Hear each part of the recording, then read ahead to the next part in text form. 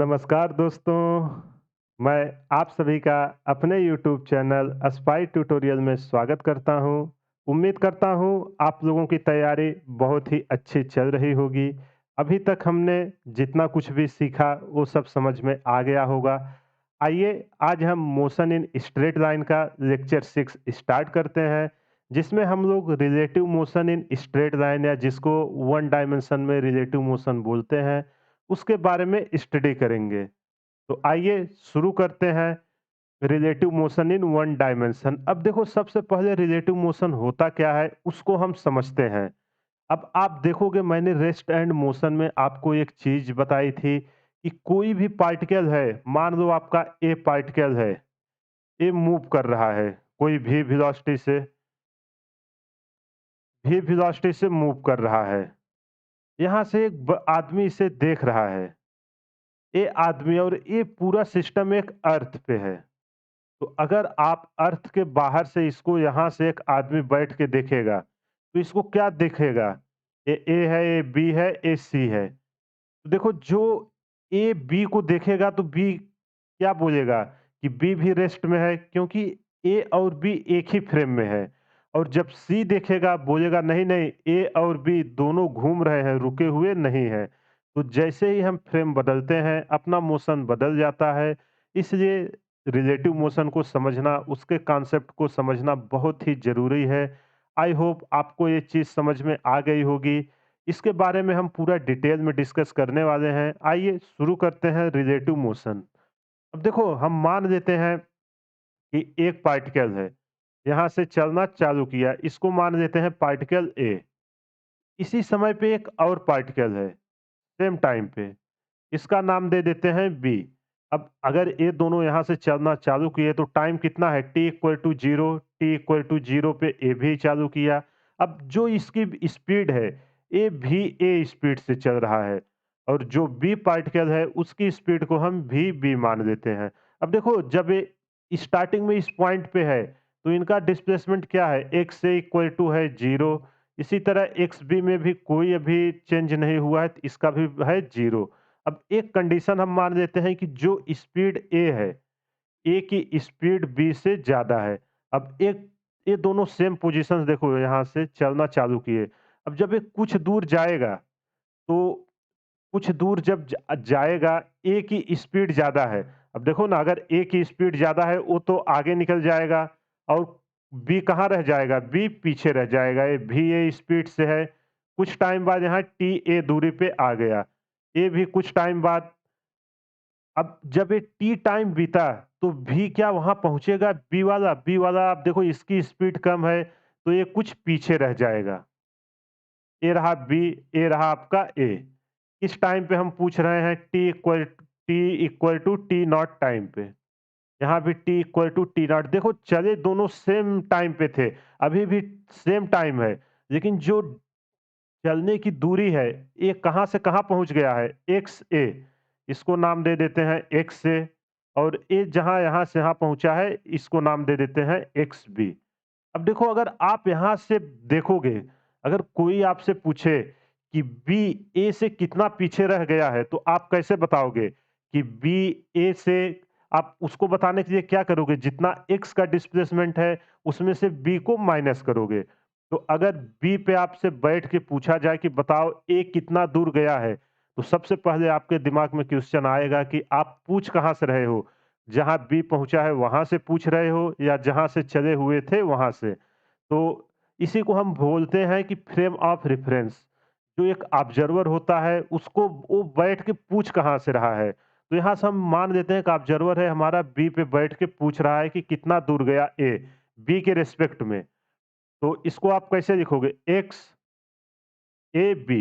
इसका मतलब है कि जो बी है यहाँ पे आप विथ रिस्पेक्ट टू बी बोलते हैं, विथ रिस्पेक्ट टू बी, मतलब बी से आप बी पे होके ए के बारे में पूछ रहे हो। तो ये क्या है, पोजीशन ऑफ ए। इसको मैं पूरा लिख देता हूँ ताकि आपको कोई कंफ्यूजन ना हो। Position of A with respect to B, with respect to B.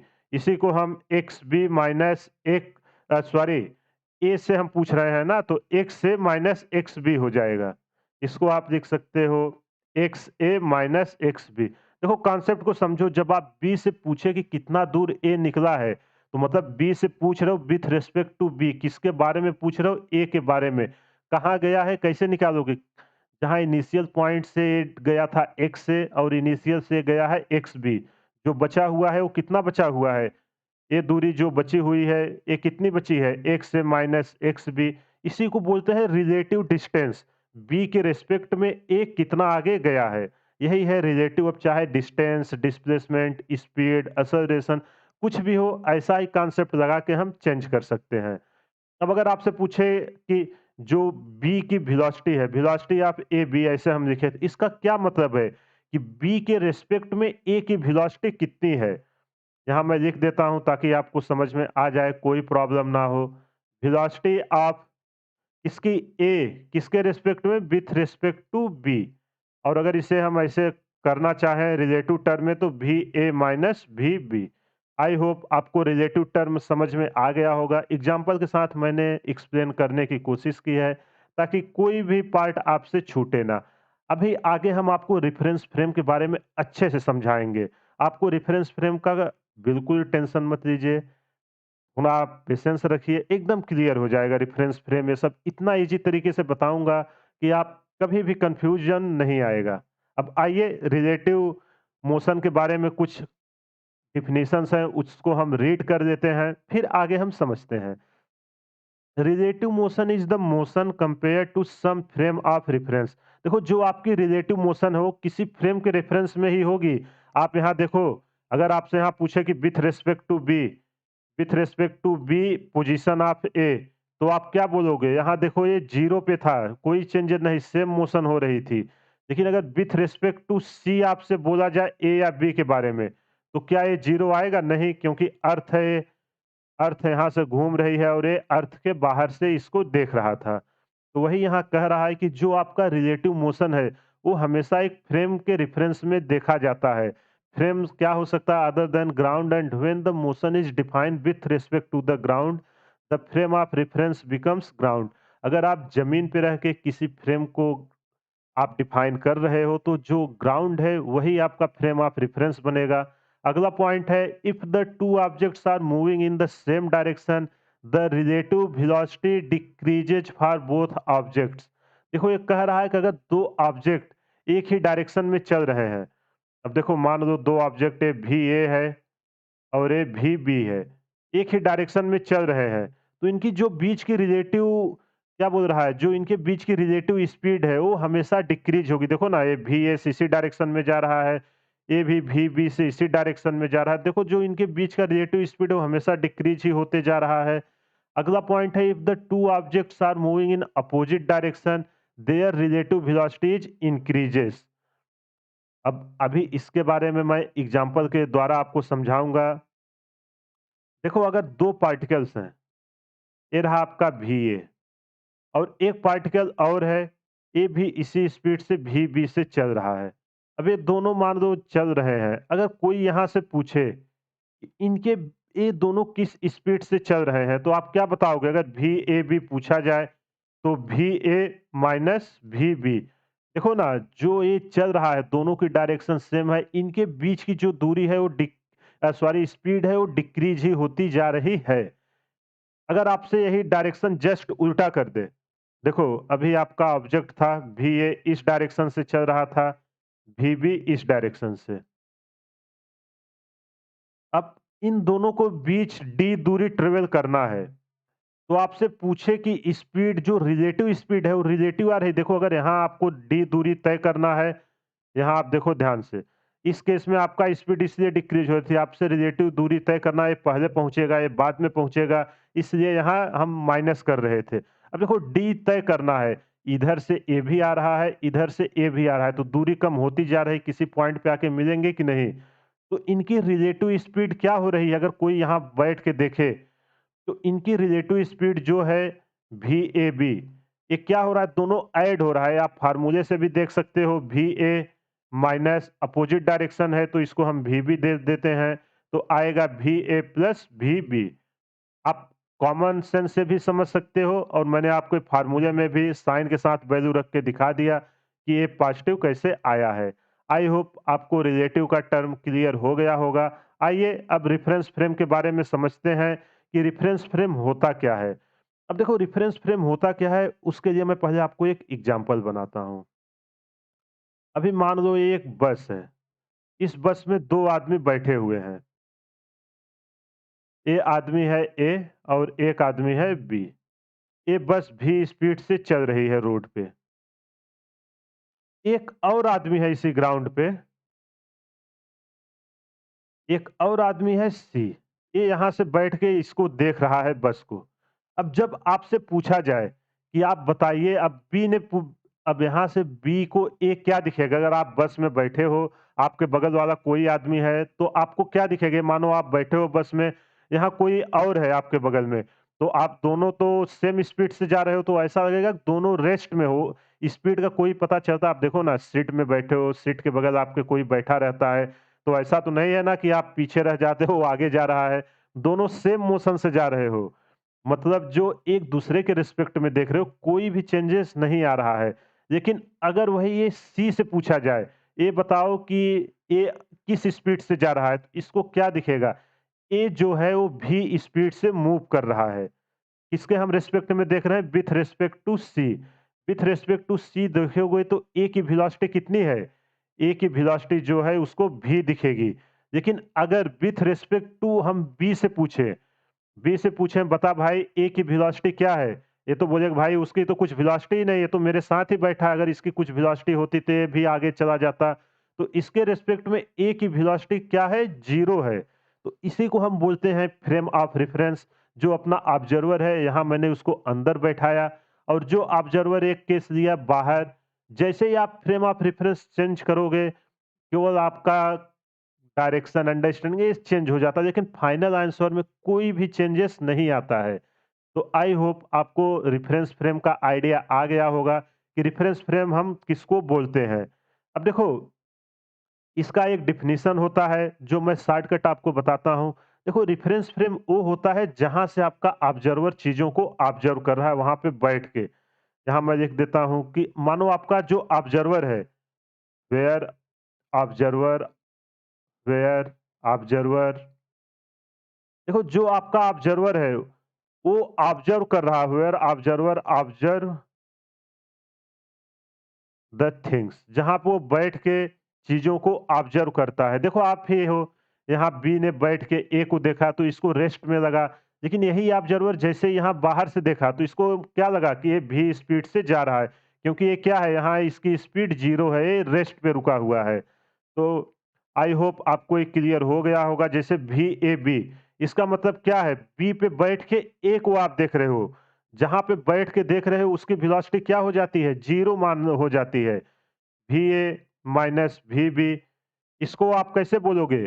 B observe कर रहा है ए को, बी ऑब्जर्व कर रहा है ए को। देखो, ये सब भले बहुत छोटे-छोटे टर्म है, अगर आपको ये सब क्लियर हो जाएगा, आप क्वेश्चन तुरंत कर दोगे, कोई भी प्रॉब्लम्स नहीं आएगी। ये है बहुत ही छोटी चीज़ें, लेकिन डायरेक्शन लेने में रेफरेंस हम किसको चूज़ करें, उसमें स्टूडेंट लोग बहुत ज़्यादा मिस्टेक्स कर देते हैं।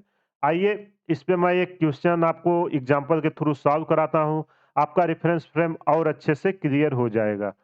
देखो, मान लेते हैं अपने को एक ये रहा एक ट्रेन। एक ट्रेन है जो 5 मीटर पर सेकंड से मूव कर रही है। ट्रेन है, फॉरवर्ड डायरेक्शन में इधर किस स्पीड से जा रही है? 5 मीटर पर सेकंड से। अब देखो, ये रेल ट्रैक है जिस पे ट्रेन आपकी जा रही है। अब यहाँ से एक आदमी है जो ट्रैक पे बैठा हुआ है, सॉरी, जो ट्रैक पे ट्रेन के पीछे-पीछे चल रहा है। किस स्पीड से चल रहा है? 2 मीटर पर सेकंड से आदमी इसी डायरेक्शन में आ रहा है, 2 मीटर पर सेकंड से। अब एक और केस लेते हैं, मान लेते हैं कि ट्रेन के अंदर 2 आदमी बैठे हुए हैं। तो ठीक है, ट्रेन के अंदर हम 2 आदमी को बैठा देते हैं। एक सीट ए है, एक सीट ए है। अब 2 आदमी को यहाँ बैठा देते हैं, एक आदमी है ए और एक आदमी है बी। एक और हम इनके बीच ले लेते हैं, दोनों आदमी बैठे हुए हैं। अब देखो, 2 ही सीट है, अब तीसरा आदमी आएगा, वो क्या होगा? उसको तो खड़ा होना पड़ेगा। एक मान लेते हैं एक और आदमी है सी। जो सी आदमी है वो 1 मीटर पर सेकंड की स्पीड से ट्रेन जिस डायरेक्शन में जा रही है, उसी डायरेक्शन में जा रहा है 1 मीटर पर सेकंड में। अब आपसे डिफरेंट डिफरेंट कंडीशन पे इसकी रिलेटिव वेलोसिटी पूछ रहा है, उसका हम पूरा आंसर करते हैं। एक बार ए के रिस्पेक्ट में निकालेंगे, इसका नाम डी दे देते हैं, डी के रिस्पेक्ट में निकालेंगे कि वेलोसिटी कैसे चेंज हो रही है, तो आपको उसका अंडरस्टैंडिंग आ जाएगा। अब देखो सबसे पहले अगर हम यहाँ निकालें velocity of B with respect to D. अब आप यहां से इसका क्या मतलब हुआ? Velocity of B with respect to D. आप यहां से डी यहां से बैठ के देखेगा तो उसे बी की स्पीड क्या लगेगी? देखो यहां हम भले बोल रहे हैं बैठ रहा है, लेकिन डी भी इसी स्पीड 2 मीटर पर सेकंड से चल रहा है। तो जब चल रहा है तो कैसे इसको लिखोगे? V B minus V D. अब वी बी की स्पीड कितनी है? वी बी की स्पीड तो ये देखो यहाँ ट्रेन पे बैठा है, तो इसे क्या दिखेगा? जो ट्रेन की स्पीड है वही स्पीड इसे दिखेगी। तो 5 माइनस 2 कितना आ गया? ये आया 3 मीटर पर सेकंड। तो जो डी के रिस्पेक्ट में बी की वेलोसिटी है उसे कितना दिखेगी? 3 मीटर पर सेकंड। भले 5 मीटर है, क्योंकि 2 मीटर पर सेकंड से ये भी इसी डायरेक्शन में मूव कर रहा है, इसलिए इसे जो वेलोसिटी दिखेगी केवल 3 मीटर पर सेकंड ही दिखेगी डी के रिस्पेक्ट में। अब आइए अगला पॉइंट, अगर आपसे पूछे कि velocity of C with respect to D आप बताइए, तो इसको आप कैसे करोगे? देखो तुरंत आप VC माइनस VD करोगे तो क्या आंसर आएगा? 1 माइनस 2। जो आप तुरंत करोगे कि 1 माइनस 2 ये आ जाएगा -1 मीटर पर सेकंड। आप बिल्कुल भी ऐसे मत करना, जैसे ये किए तुरंत आपका ये गलत हो गया। अब गलत क्यों हुआ आप उसको पहले मैं आपको समझाता हूँ कि अब देखो जो C है वो 1 मीटर पर सेकंड से जा रहा है। ये किसके रिस्पेक्ट में जा रहा है? ये ट्रेन के रिस्पेक्ट में जा रहा है। और जो D है ये किसके रिस्पेक्ट में जा रहा है? ग्राउंड के रिस्पेक्ट में जा रहा है।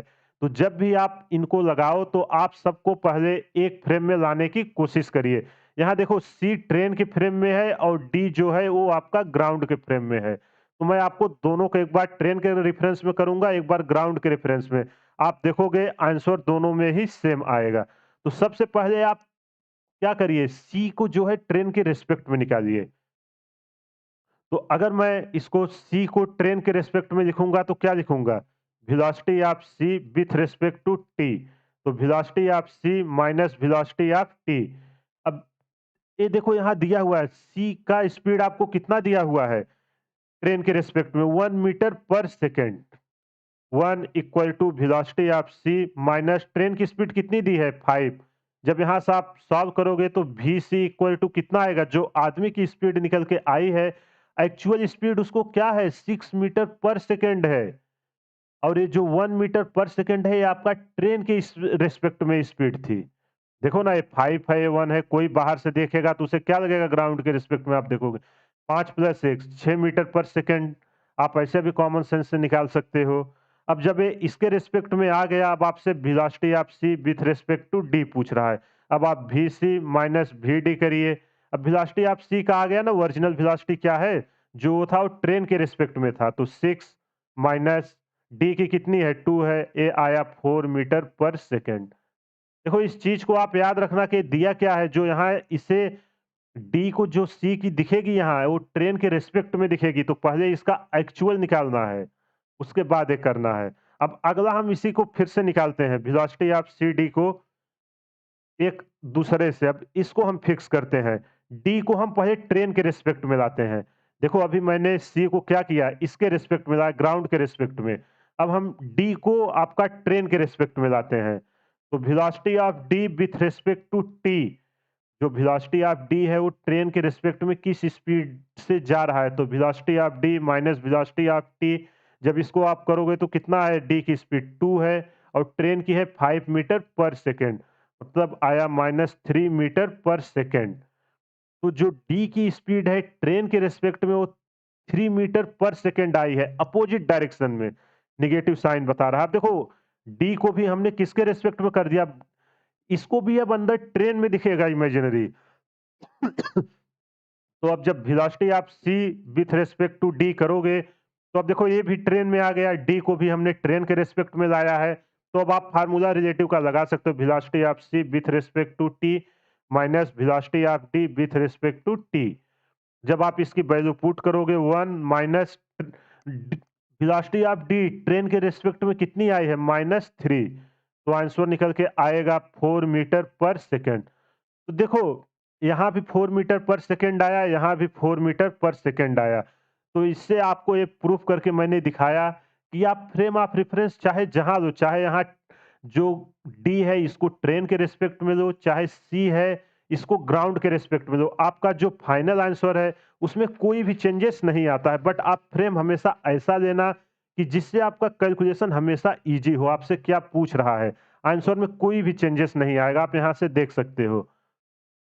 सी, डी, अब यहाँ कुछ भी पूछे आप निकाल सकते हो। ए का भी तो अगर बी के अगर velocity of A with respect to B यहाँ पूछे, velocity of A with respect to B, तो आप क्या होगा इसका, देखो velocity of A minus velocity of B, तो ए और बी तो दोनों रेस्ट पे बैठे हैं, दोनों किस स्पीड से जा रहे हैं, 5 मीटर पर सेकेंड। तो ए भी आपका आ जाएगा 5 माइनस 5, आया 0 मीटर पर सेकेंड।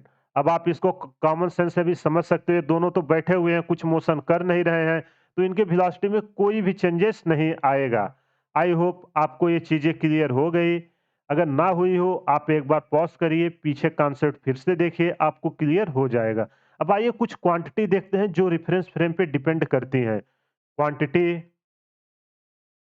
देखो ये बहुत ही इंपॉर्टेंट पॉइंट है, quantity depends on reference frame. और अगली पॉइंट है जो आपका क्वांटिटी डिफरेंस रेफरेंस फ्रेम पे डिपेंड नहीं करती हैं। दूसरा है quantities does not depend on reference frame. अब देखो कौन कौन सी ऐसी क्वांटिटी है जिनको रेफरेंस फ्रेम आप चेंज करोगे तो चेंज हो जाएगा। Does not depend on reference frame. जैसे आप स्पीड हुआ, अब स्पीड आप जैसे ही रेफरेंस फ्रेम चेंज करोगे, देखो यहाँ जैसे ही मैंने रेफरेंस फ्रेम चेंज कर रहा था तो स्पीड चेंज हो जा रही थी कि नहीं, डिस्प्लेसमेंट वो भी चेंज हो जा रही है। तो इसी का हम एक टेबल बना के आपको दे दे रहा हूँ, इसको आप याद रखना, तो आपको क्वेश्चन करने में काफ़ी ज़्यादा आसानी होगी। तो जो आपका डिस्टेंस है, जैसे ही आप रेफरेंस फ्रेम चेंज करोगे, तुरंत आपका डिस्टेंस चेंज हो जाएगी। आप देखो ना, अगर मैं पूछूं कि सी ए के रिस्पेक्ट में कितना जा रहा है और डी के रिस्पेक्ट में कितना जा रहा है, तो यहाँ देखो फ्रेम क्या है, ट्रेन है, यहाँ फ्रेम क्या है, ग्राउंड है। तो दोनों के रिस्पेक्ट में डिस्टेंस अलग अलग आएगा कि नहीं, तो ये डिस्टेंस करेगी, डिस्प्लेसमेंट भी करती है। देखो ना, जैसे ही आप फ्रेम चेंज करोगे डिस्प्लेसमेंट भी चेंज हो जाएगा। अगर आप इन्हीं सबको मिला के पूरा एक फ्रेम मान लोगे तो कोई चेंजेस नहीं आते हैं। तीसरा है आपका वेलोसिटी। वेलोसिटी वेक्टर क्वांटिटी है तो स्केलर इसका क्या है, स्पीड। ए भी आपका रेफरेंस पे डिपेंड करती है। इसके बाद है आपका काइनेटिक एनर्जी, एक्सेलरेशन। देखो जो इम्पोर्टेंट पॉइंट है उसी को मैं आपको बता रहा हूँ, बाकी सारे पॉइंट तो यहाँ डिस्कस करना पॉसिबल है नहीं, लेकिन एग्जाम में जो है अक्सर 95% यही सब यूज होते हैं।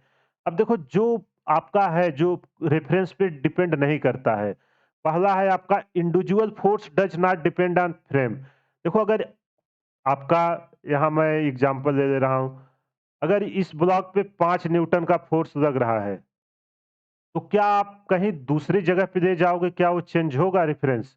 नहीं चेंज होगा, चाहे आप ग्राउंड पे ले जाओ, चाहे जहाँ ले जाओ, चाहे आप बस में इसको ले जाओ, बस, चाहे आप इसको कार में ले जाओ, अगर ये सूटकेस है आपका 5 न्यूटन जिस पे बल लग रहा है, तो क्या आपका इसका फोर्स सेम चेंज होगा? इंडिविजुअल फोर्स की बात हो रही, वो नहीं चेंज होगा। तो इसको मैं लिख देता हूँ, इंडिविजुअल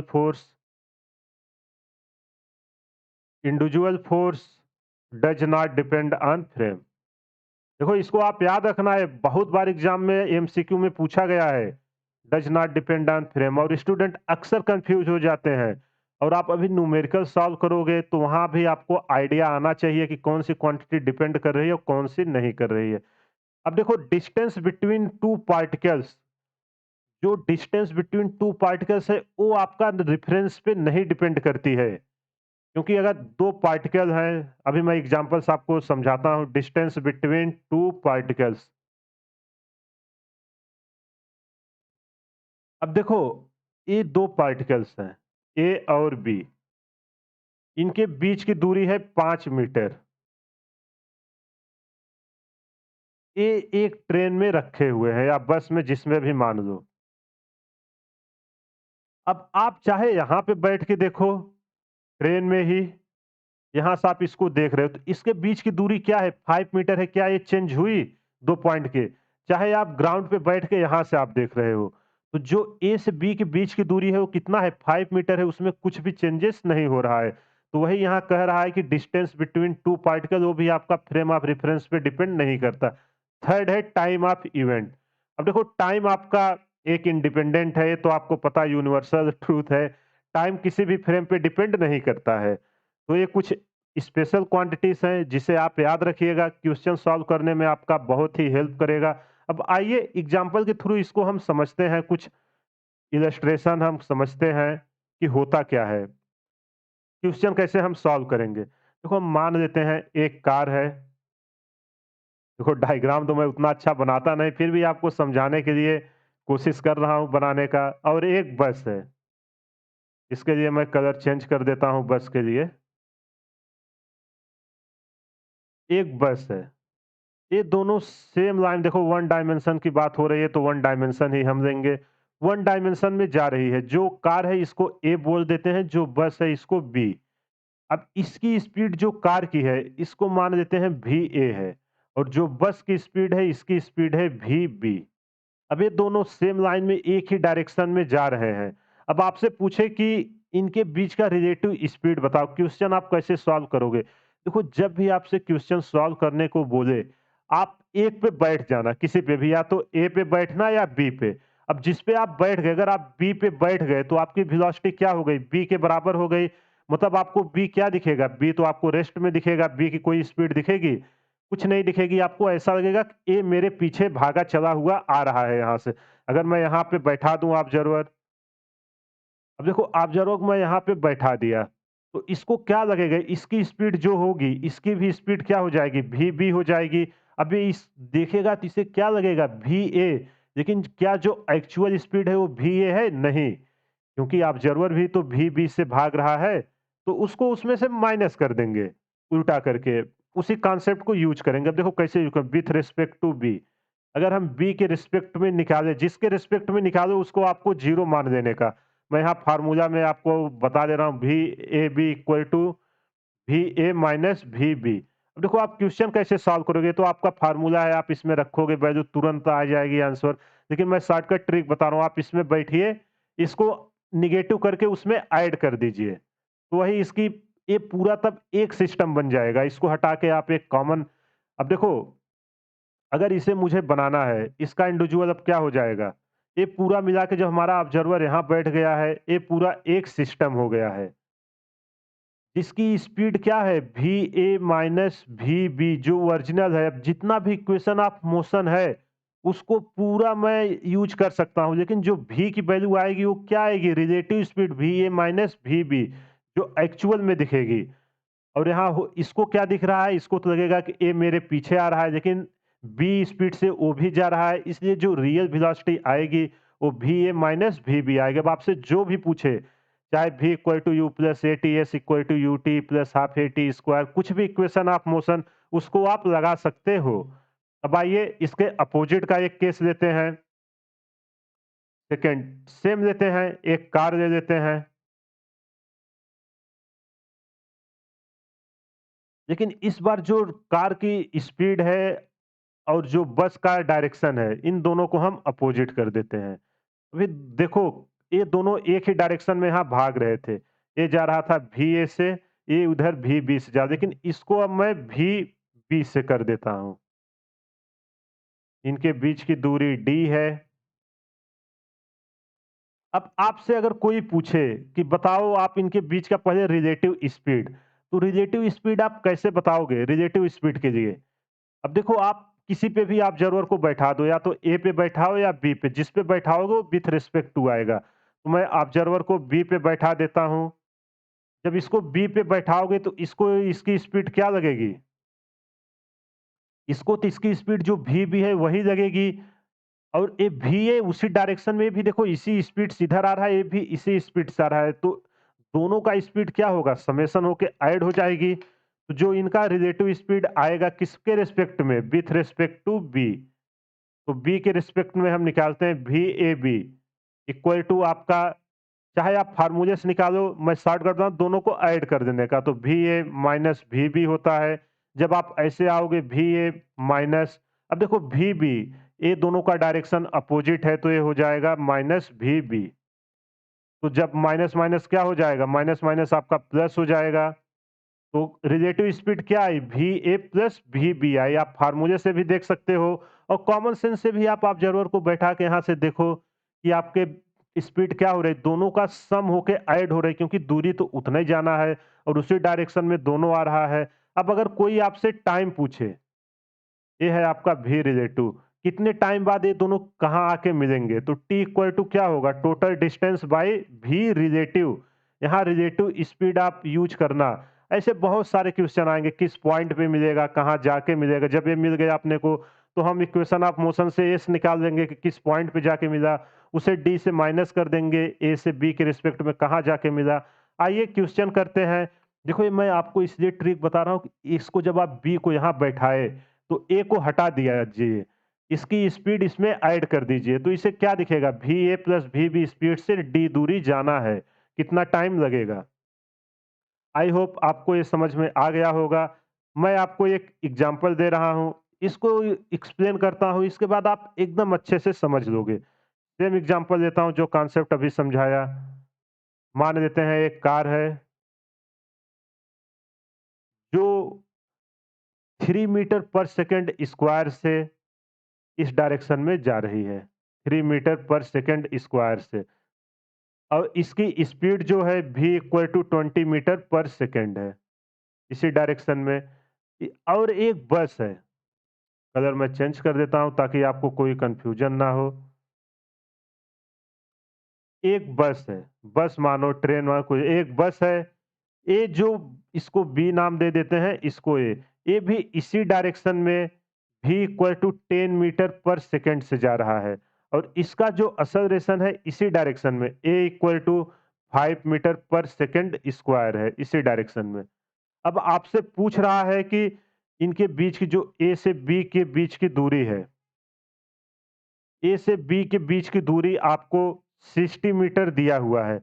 अब आपसे पूछ रहा है कि व्हेन, अब देखो भी की बी की स्पीड क्या है, कम है, और ए की स्पीड क्या है, ज्यादा है, तो कहीं ना कहीं जाके ए बी को ओवरटेक करेगा कि नहीं, कर ही देगा क्योंकि इसकी स्पीड ज्यादा है। तो आपसे पूछ रहा है when car will catch cart, इसका नाम कार्ट ही दे दो या बस, व्हेन कार, इसको कार नाम दे देते हैं और इसको कार्ट। अब आप बताओ कि इनके बीच की दूरी 60 मीटर है, when car catch the cart. अब आप कैसे करोगे, अभी आप नॉर्मल इक्वेशन से जाओगे, दो इक्वेशन बनेगी, बहुत लंबा होगा, लेकिन जैसे ही आप इसको एक रिलेटिव में कन्वर्ट करोगे, आप देखोगे चीजें कितनी आसान हो जाएगी, सारा फार्मूला आप यूज कर सकते हो। तो जो ए है और भी है उसको आप रिलेटिव के टर्म में करिए। तो आइए इसको हम करते हैं। अब देखो आप क्या करिए, इन दोनों को जो है एक सिस्टम बना दीजिए। इनको मैं एक सिस्टम बना देता हूं। अब देखो मैं कहां से देख रहा हूं, आप किसी ए या बी किसी पे भी बैठ के देखो, तो मैं दे रहा हूं कि with respect to B question को सॉल्व करें। देखो क्वेश्चन कैसे सॉल्व करोगे, ध्यान से आप समझो। विथ रिस्पेक्ट टू बी, अब जब आप बी को जाइए तो बी की स्पीड क्या कर दो, तो बी पे ऑब्जर्वर बैठा तो मतलब इसे तो जो बी की स्पीड है वही मिल जाएगी, और ए की स्पीड कितनी है, 20 है, सेम डायरेक्शन में जा रहे हैं, मतलब रिलेटिव स्पीड क्या आएगी, यहाँ मैं आपको दिखा रहा हूँ, वी ए बी, इनके बीच की रिलेटिव स्पीड क्या आएगी, V A minus V B. आप फार्मूले से निकालोगे तो निकल के क्या आएगा, 20 - 10, ये आ जाएगा 10 मीटर पर सेकेंड। देखो उसी डायरेक्शन में 10 मीटर पर सेकेंड से जा रही है। अब असल आप निकाल लो, एक्सेलरेशन क्या आएगा, A acceleration of A minus acceleration of B. अब देखो ए का एक्सेलरेशन क्या दिया हुआ है आपको, 3 मीटर पर सेकेंड स्क्वायर, और बी का क्या दिया हुआ है, 5 मीटर पर सेकेंड स्क्वायर। जब इसको आप सॉल्व करोगे निकल के आएगा -2 मीटर पर सेकेंड स्क्वायर। देखो रिलेटिव क्या आया है, निगेटिव में आया है, जो हमने यहाँ लिया, जो रिलेटिव में एक्सेलरेशन आया है वो -2 मीटर पर सेकंड स्क्वायर से आया। मतलब अगर हम इसको एक सिस्टम में कन्वर्ट करें, अब देखो दोनों क्वेश्चन आप ऐसे ही करिएगा, किसी एक को आप विथ रिस्पेक्ट टू करके उसकी वेलोसिटी को दूसरे में कन्वर्ट कर देना, तो आपको क्वेश्चन करना आसान हो जाएगा। अब इसको मैं क्या बना सकता हूँ, ये कि हमारा कंप्लीट सिस्टम हो गया। ये इस डायरेक्शन में भी जो यहाँ रिलेटिव है वही इसी को मैं भी लिखता हूँ। किस स्पीड से जा रहा है? 10 मीटर पर सेकंड स्क्वायर से, सॉरी 10 मीटर पर सेकंड से। और जो एक्सेलरेशन आया है देखो नेगेटिव डायरेक्शन में आया, मतलब कैसा लग रहा है? एक्सेलरेशन इस डायरेक्शन में लग रहा है, a इक्वल टू 2 मीटर पर सेकंड स्क्वायर। अब देखो भी आपको मिल गया, ए मिल गया, आपको एस दिया हुआ है, कितना दूर जाना है एस। अगर हम 1 सेकंड में निकाल दें कि कितना हो रहा है, तो हमें पता चल जाएगा कि कहाँ जाके इसको पकड़ेगा। तो देखो यहाँ आप कॉन्सेप्ट व्हेन जब आपका कार है, अगर एक कार्ट को पकड़ेगा, कार्ट कैच कार्ट, तो इसकी स्पीड क्या हो जाएगी? When car catch the cart,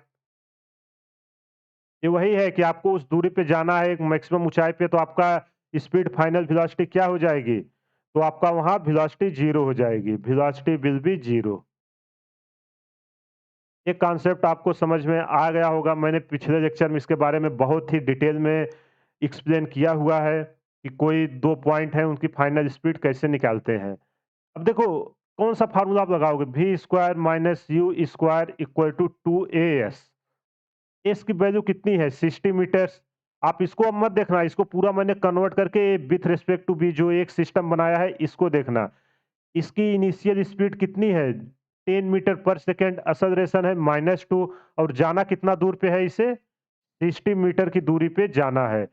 अब चेक करो कि क्या ये वहां तक पहुंचेगा कि नहीं। तो हमें वही 60 पहले एस शुरू करते हैं कि इस स्पीड से कहां तक जा पा रहा है। तो यहाँ से हम चेक कर देते हैं, तो जब उसको पकड़ेगा तो इसकी स्पीड क्या हो जाएगी? फाइनल जीरो हो जाएगी। और अपने को यू दिया हुआ है, यू कितना है? 10 स्क्वायर इक्वल टू 2, ए की वैल्यू कितनी आई है? -2 इंटू एस। जब इसको आप सॉल्व करोगे 100 डिवाइडेड बाई इधर 2 इंटू 2 4 हो जाएगा, माइनस माइनस से कट के प्लस आ जाएगा, 4 इक्वल टू एस। जब आप एस निकालोगे आएगा 25 मीटर। देखो आपको बहुत ही इंपॉर्टेंट कॉन्सेप्ट, बहुत ही इंपॉर्टेंट पॉइंट निकल के आया है। कभी भी आप एक की स्पीड को देख के दूसरे दो की स्पीड देख को एक को प्रिडिक्शन नहीं कर सकते कि उसको पकड़ पाएगा कि नहीं। उसके लिए आपको एक्सेलरेशन भी देखना जरूरी है, ये नहीं कि स्पीड ज्यादा है। देखो यहाँ एक टोटल इस स्पीड और एक्सेलरेशन से कितना जाएगी एक सेकंड में? 25 मीटर जा रही है। और यहाँ से जाना कितना था? 60 मीटर। क्या उसको पकड़ पाएगा? कभी नहीं। तो कितने मीटर से रह जाएगा?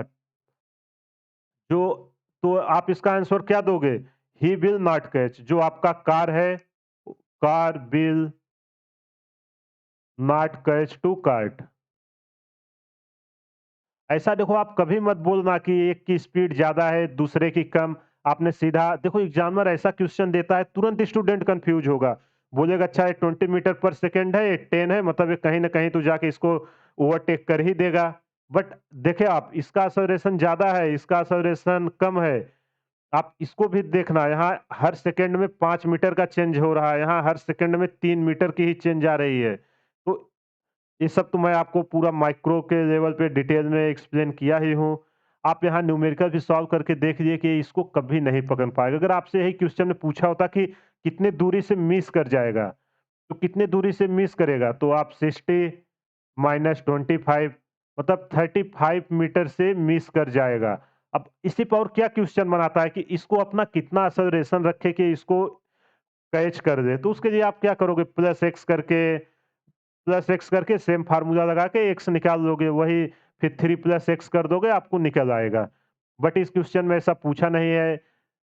तो आई होप आपको ये क्वेश्चन समझ में आ गया होगा। बस मेरा मकसद था कि आपको एक कॉन्सेप्ट एक्सप्लेन करना कि कैसे हम दो बॉडी को एक बॉडी में कन्वर्ट करते हैं रिलेटिव लगा के। आइए एक और क्वेश्चन करते हैं, आपकी अंडरस्टैंडिंग और अच्छे से क्लियर होगी। देखो एक एक टावर है, मान लेते हैं एक टावर है, यहां से एक बॉल है ए, इसको 10 मीटर पर सेकंड की स्पीड से रिलीज किया गया, जो इनिशियल वेलोसिटी दी गई 10 मीटर पर सेकंड। सेम टाइम पे एक बॉल बी है, कलर मैं चेंज कर देता हूँ ताकि आपको समझ में आए। इसे भी नीचे से 30 मीटर पर सेकंड की स्पीड से फेंका गया। अब आपसे पूछ रहा है कि find time and white when they will collide. अब देखो एक ही लाइन में आ रहे हैं, कहीं ना कहीं आके तो ये कोलाइड होंगे। इसको हम रिलेटिव से करेंगे।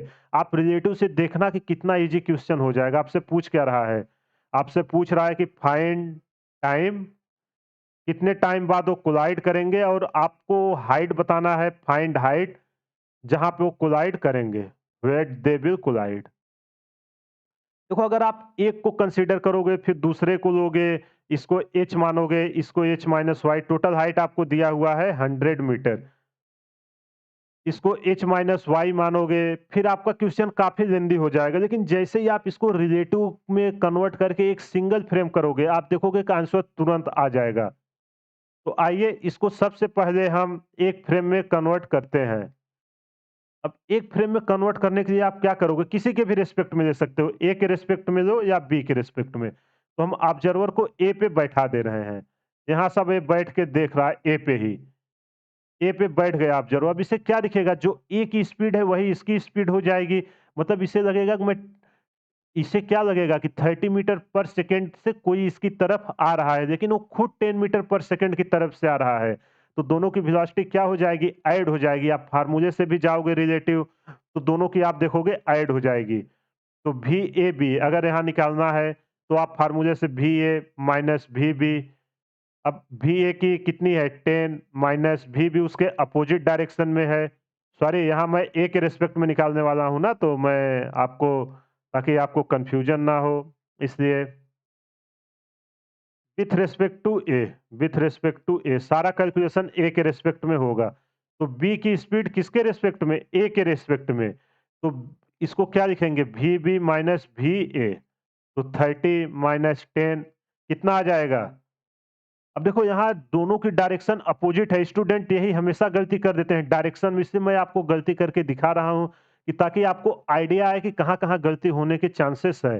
तो यहाँ डायरेक्शन के आप साथ सीखोगे, क्योंकि ए का अपोजिट डायरेक्शन में है बी के। तो टोटल क्या आएगा 40 मीटर पर सेकेंड, ये आ गया इसका। अब असेलरेशन आप देख लीजिए, असेलरेशन ए का बी के रिस्पेक्ट। अब देखो ये भी मोशन अंडर ग्रेविटी है, कोई इनिशियल असेलरेशन नहीं दिया जा रहा है, इसमें भी कोई असेलरेशन नहीं दिया जा रहा है। तो G minus, sorry, A B minus A A, दोनों का असेलरेशन क्या है, G minus G, G minus G equal to zero आ गया। मतलब इसका असेलरेशन में कोई चेंजेस नहीं आ रहा है जो रिलेटिव असेलरेशन में है।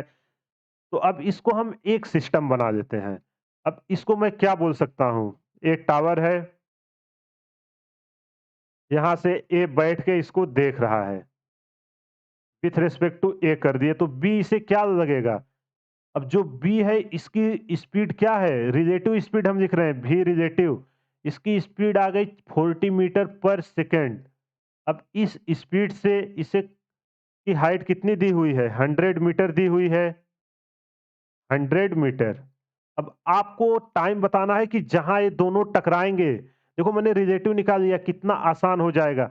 अगर कोई एक्सेलरेशन नहीं है, अब देखो यहाँ कोई रिलेटिव एक्सेलरेशन है क्या, एक है, तो जीरो है, ये आपका क्या आया, यूनिफॉर्म डिस्प्लेसमेंट का केस आ गया। तो उस केस में हम क्या करते थे, T equal to distance by time. अगर कोई एक्सेलरेशन नहीं है तो आप इस फार्मूले को लगा सकते हैं, T equal to distance by speed, जो आपका टाइम है। यहाँ डिस्टेंस टोटल जाना कितना है 100, और ये स्पीड जो है क्या है, रिलेटिव स्पीड 40। जब आप इसको सॉल्व करोगे तो टी इक्वल टू आया 2.5 सेकेंड। तो जो 2.5 सेकेंड पे ये दोनों पार्टिकल्स आके टकराएंगे। देखो आपको ऐसा भले लग रहा हो, इधर से ए भी आ रहा है, आप यहाँ से देखोगे ना कि अगर आप इसको इमेजिन करोगे, देखो हमने क्वेश्चन सॉल्व करने के लिए एक प्रोसेस है उसमें किया है। आप यहाँ से मत कंपेयर करना कि ए बैठा है इसको जाके वहां मारेगा। यहाँ से आप देखो ए नीचे गिर रहा है, बी ऊपर जा रहा है, कहीं ना कहीं टकराएंगे। क्वेश्चन को हमने रिलेटिव में किया, कितना इजीली हमने टी निकाल लिया। अगर आप उस मेथड से जाते, एक को वाई मानते, यहाँ एक को 100 माइनस वाई, फिर इक्वेशन आप मोशन लगाते, अननोन मिलता, फिर टाइम सॉल्व करके निकालते, काफ़ी टाइम टेकिंग होता है, लेकिन रिलेटिव से देखो हमने कितना आसानी से निकाल लिया। अब अपने को एस पूछ रहा है, तो एस इक्वल टू आप कैसे निकालोगे? एस इक्वल टू किसके रिस्पेक्ट में? ए के रिस्पेक्ट में देखा जा रहा है ना। S equal to UT plus half A T square होता है। अब देखो जब इसके रिस्पेक्ट में देख रहे हो, ये रिलेटिव स्पीड है, इसका क्या आएगा? यहाँ नेगेटिव आएगा और ये क्या हो जाएगा आपका? Zero. Initial velocity S equal to U T, zero हो गया, आपका बचा क्या? Half G T square. देखो एस हम वो रिलेटिव वो दूरी निकाल रहे हैं जहां ये जाके टकरा रहा है। कहाँ जाके टकरा रहा है? एस इक्वल टू ए के रिस्पेक्ट में देख रहे हैं, ए से हम ले रहे हैं, नहीं कि आप बी से ले लेना। एस इक्वल टू हाफ, जी की वैल्यू है 10, टी की वैल्यू आई कहाँ जाके टकराए हुए हैं? 2.5 सेकंड पे। तो हाफ जी टी स्क्वायर करोगे, इसको जब आप सॉल्व करोगे निकल के आएगा 31.25 मीटर। देखो हमने रिलेटिव लगा के कितना इजीली निकाल लिया को कहाँ जाके टकरा रहे हैं और किस टाइम पे टकरा रहे हैं। आई होप आपको ये कॉन्सेप्ट समझ में आ गया होगा। अगर आपको कोई भी डाउट हो तो आप हमें कमेंट करके बता सकते हैं। आइए एक और इलस्ट्रेशन जो इसका होता है, जिस पे क्वेश्चन आते हैं, एक लिफ्ट वाला रहता है, उसको मैं आपको एक्सप्लेन करता हूँ। तो आपको जब भी ये सब टाइप के क्वेश्चन आएँगे, आप तुरंत उसको सॉल्व कर दोगे। अब एक और क्वेश्चन मैं यहाँ ले रहा हूँ, थोड़ा अलग केस। अब देखो ये मान लेता हूँ एक लिफ्ट है। एक लिफ्ट है, इस पे एक एच हाइट का एक आदमी बैठा हुआ है। जो यहाँ से यहाँ इसकी हाइट है, ये दी हुई है 24 मीटर।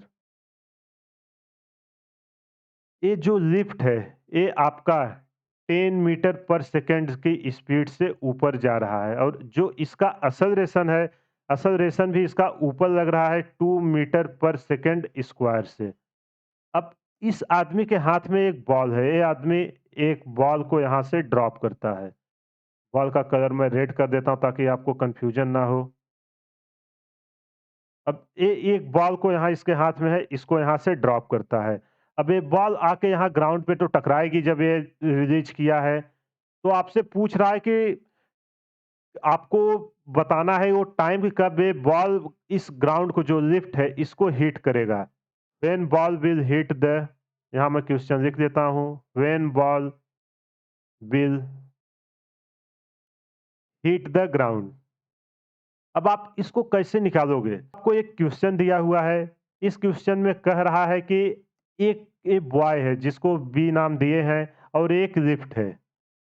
ये बॉय लिफ्ट में एच हाइट पे एक बक्सा रखा हुआ है जिसकी हाइट और बॉय की मिला के 24 मीटर है। इसके हाथ में एक बॉल है, वहां से ड्रॉप करता है। ये बॉल आके ग्राउंड पे टकराएगा। आपसे पूछ रहा है कि वो बॉल कितने टाइम बाद ग्राउंड पे टकराएगा, मतलब आपसे टी पूछा जा रहा है। तो आप इसको कैसे निकालोगे? तो इसको आप सबसे पहले ऑब्जर्वर को वहां बैठाओगे जहां से आपका कैलकुलेशन आसान हो। क्योंकि अगर हम ऑब्जर्वर को लिफ्ट के बाहर बैठाएंगे तो देखो हमें रिलेटिव इसका 10, इसका भी इक्वल टू रूट 2 GH, वहां से एक वेलोसिटी आएगी जो डिफिकल्ट हो जाएगी कैलकुलेट करना। तो हम ऑब्जर्वर को लिफ्ट के अंदर बैठा देते हैं। जब ऑब्जर्वर लिफ्ट के अंदर बैठ गया, अब इसे क्या दिखेगा? इसे तो लगेगा कि जो इसे तो लगेगा लिफ्ट के रिस्पेक्ट में क्या है, रेस्ट पे है, क्योंकि जो 10 मीटर पर सेकंड स्पीड से जा रहा है उसी स्पीड से ऑब्जर्वर भी जा रहा है। तो आइए इसका हम रिलेटिव स्पीड निकाल लेते हैं लिफ्ट का। ये जो बॉय है, बॉय का ऑब्जर्वर के रिस्पेक्ट में निकालते हैं, यू बी माइनस यू ओ। तो ये क्या आएगा? 10 माइनस 10 इक्वल टू आ गया 0 मीटर पर सेकंड। आप देखो कैलकुलेशन से भी देख लीजिए कोई चेंजेस नहीं हो रहा है। अब एक्सेलरेशन निकालते हैं ऑब्जर्वर के रिस्पेक्ट में। तो क्या है एक्सेलरेशन? देखो आपको मैं दो मेथड बताता हूँ। आप एक को चाहे रेफरेंस मान के एक को प्लस एक को नेगेटिव ले लिया करिए, या आप कॉमन मेथड से जाइए जो आपको मोशन अंडर ग्रेविटी मैंने बताया था कि अगर आप ऊपर प्रोजेक्ट करोगे तो पॉजिटिव लोगे, सॉरी, अगर आप ऊपर फेंकोगे तो जी नेगेटिव आएगा और ऊपर से नीचे आ रहा है तो जी पॉजिटिव आएगा। चाहे वैसे जाइए, लेकिन मैं रिकमेंड करूंगा कि आप एक पॉइंट पे प्लस और माइनस ऐसा बना लिया करिए, तो आपको कोई कंफ्यूजन नहीं हो गई। तो इसको आप क्या लिखोगे? ए बॉय माइनस ए ऑब्जर्वर। अब देखो यहाँ जो बॉल गिर रही है, बॉय जो बॉल को गिराया उसका एक्सेलरेशन किस डायरेक्शन में आ रहा है? यहाँ मैंने एक को पॉजिटिव एक को निगेटिव मान लिया है। आप कहीं भी हो, आप इस कॉन्सेप्ट को यूज़ करना तो आपको रटना नहीं पड़ेगा। एक को फ्रेम ऑफ रेफरेंस बना देना, रेफरेंस पॉजिटिव नेगेटिव साइन कीजिए। इसके ऊपर जो कुछ हो रहा होगा उसको पॉजिटिव लेंगे, नीचे जो कुछ होगा negative.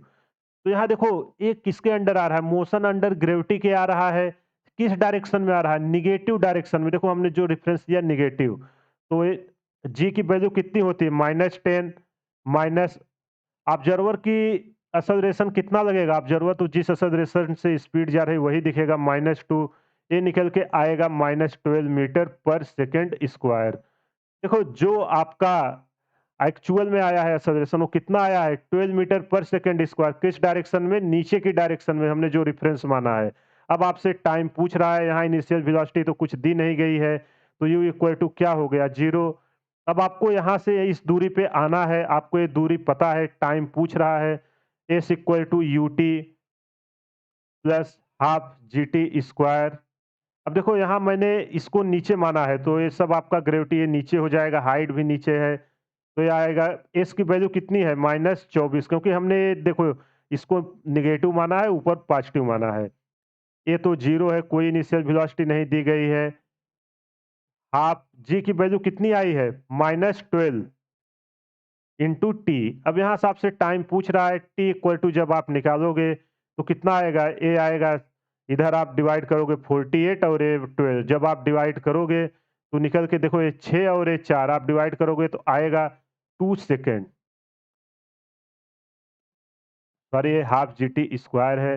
T square equal to आया 4, टी इक्वल टू आप स्क्वायर रूट ले लोगे तो निकल के आएगा 2 सेकेंड।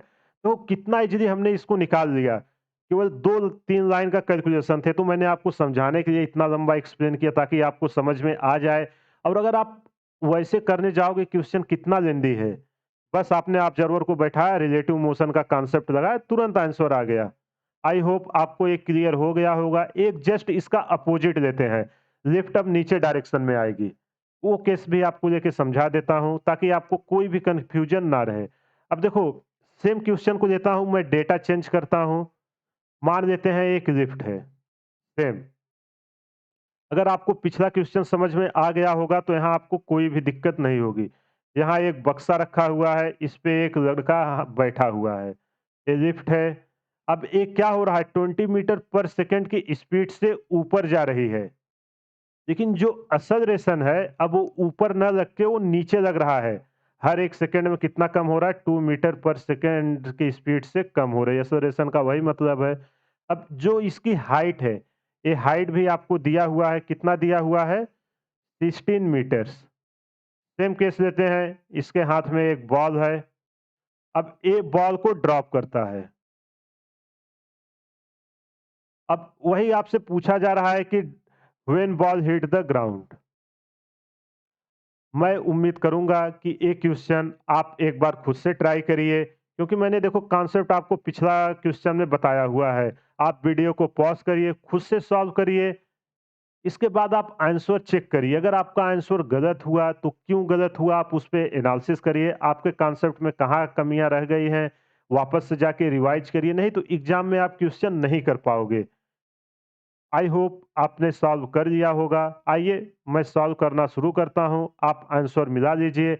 अगर आपका सही हुआ है तो बहुत ही अच्छी बात, आपको कॉन्सेप्ट समझ में आ रहा है। अगर नहीं हुआ है तो आप फिर से एक बार रिवाइज करिए और क्वेश्चन प्रैक्टिस करिए।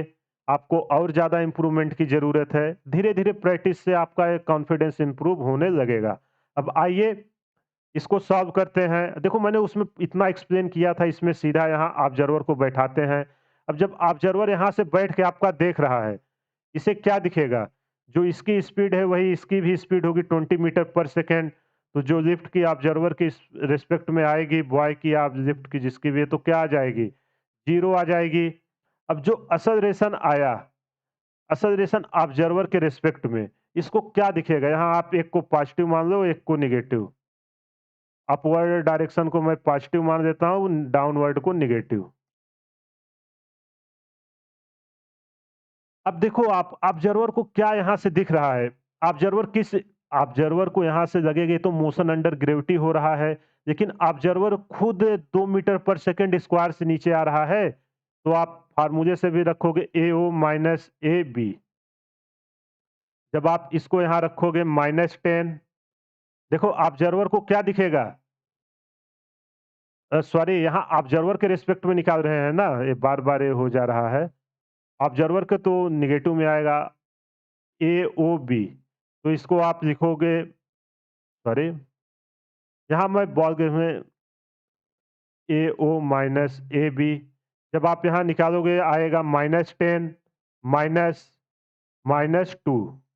जब आप इसको सॉल्व करोगे तो वैल्यू निकल के आएगी -8 मीटर पर सेकेंड। देखो ऑब्जर्वर के रिस्पेक्ट में हम इसका सॉरी, बॉय के रिस्पेक्ट में ऑब्जर्वर चाहे निकालो चाहे इसका निकालो। आई होप आपको ये समझ में आ गया होगा कि -8 कैसे आया। कुछ नहीं करना, आप इसको पॉजिटिव एक को नेगेटिव रखिए, सब कंफ्यूजन में आप मत फंसिए। सीधा जब आपको असल रेशन निकालना हो रिलेटिव, तो आप क्या किया करिए, मैं ये ट्रिक बता रहा हूँ, आप इसी को फॉलो करना। ए रिलेटिव निकालना है, कौन कौन नीचे जा रहा है। देखो वैसा मैंने आपको समझाया, कितना कंफ्यूजन हो रहा था। रिलेटिव में आपको एक ट्रिक बता रहा हूँ, आप इसी को फॉलो करना। जहां से आप कंसीडर कर रहे हो, एक को पॉजिटिव ले लेना, एक को नेगेटिव ले लेना।